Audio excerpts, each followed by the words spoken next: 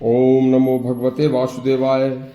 स्वामी विवेकानंद ने एक लड़के की कहानी एक विद्यालय के दीक्षांत समारोह में सुनाई थी।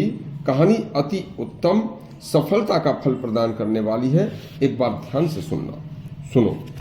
परम संत रामकृष्ण परमहंस जैसे पूर्ण पवित्र गुरु से दीक्षा लेकर तथा उनसे आज्ञा लेकर स्वामी विवेकानंद सत्य सनातन धर्म के प्रचार तथा दुनिया को दुर्गुणों से बचाने के लिए भारत भ्रमण व संसार भ्रमण विदेश यात्राओं पर ही ज्यादा रहते थे। एक दिन विद्यालय के दीक्षांत समारोह में स्वामी जी ने बच्चों को सफल जीवन का एक महामंत्र दिया था और वह महामंत्र एक लड़के की कहानी सुनाकर दिया था, जो कि अपने जीवन में वह लड़का हर प्रकार की सफलता चाहता था।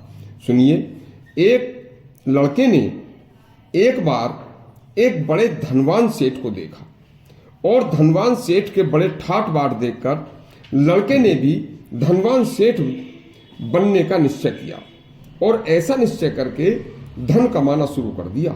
इसी बीच उस लड़के की भेंट एक दिन अचानक एक बड़े विद्वान से हो गई।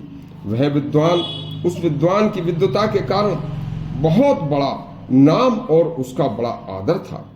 तो उसके आदर सत्कार को देखकर उस जैसा विद्वान बनने की उसके मन में आई।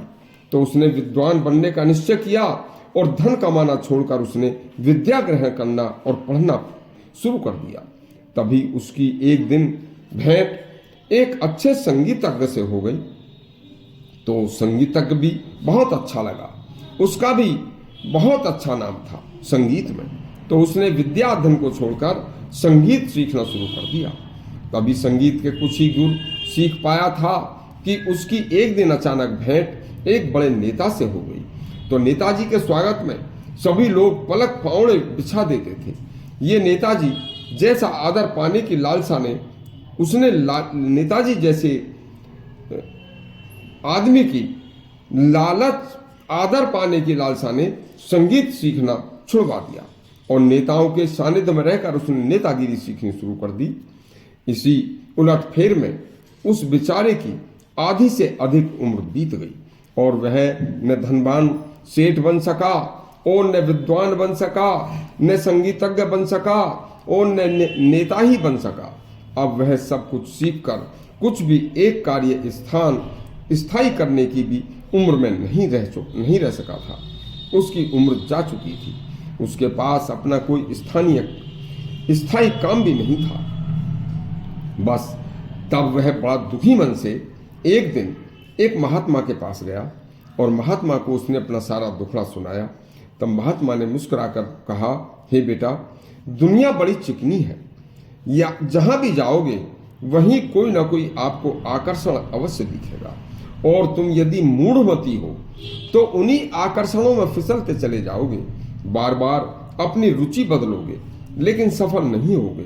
यदि जीवन में आपको सफलता चाहिए, सफल होना चाहते हो, तो केवल अपने जीवन में एक निश्चय करो और दृढ़ता से करो और जो भी निश्चय किया है उसी पर दृढ़ता से अमल करो, तुम्हें सफलता जरूर मिलेगी। बार बार रुचि बदलने से आज तक कोई सफल नहीं हुआ। सफलता के लिए केवल एक उद्देश्य, एक निश्चय होना चाहिए, सफलता कदम चूमेगी।